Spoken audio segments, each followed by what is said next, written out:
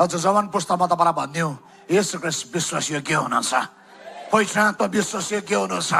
तपाईँलाई विश्वास लाग्दैन होला तपाईँको जीवनको फ्युचरहरू के हुन्छ भनिकन, तपाईँको जीवनलाई विश्वास लाग्दैन होला तपाईँको जीवनमा रुपियाँ पैसा नआउँदाखेरि, तपाईँको जीवनमा नि अपुको नि घटी कमी आउँदाखेरि सायद तपाईँको जीवनमा विश्वास लाग्दैन होला। तर म आज तपाईँलाई भनिदियो यो चाहिँ शत्रुको झुट हो, वा विश्वासयोग्य हुनुहुन्छ, वा विश्वासयोग्य हुनुहुन्छ।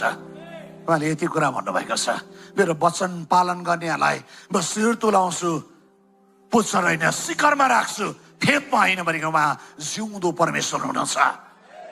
उहाँले कहिले पनि तल राख्नुहुन्न, उहाँ विश्वासयोग्य हुनुहुन्छ। तपाईँले प्रार्थना गर्दै हुनुहुन्छ, तपाईँले उत्तर पर्खिँदै हुनुहुन्छ, तपाईँले भन्दै हुनुहुन्छ पवित्र आत्मा मैले त्यो युग प्रार्थना गरेको थिएँ, मैले उत्तर पाएको छैन, मैले आन्सर पाएको छैन।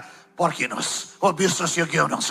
त्यो कुरा तपाईँको जीवनको उत्तर आउँदैछ, तपाईँको जीवनमा नि त्यो आज बोलिँदै गर्दा विश्वास गर्दै गर्दाखेरि तपाईँको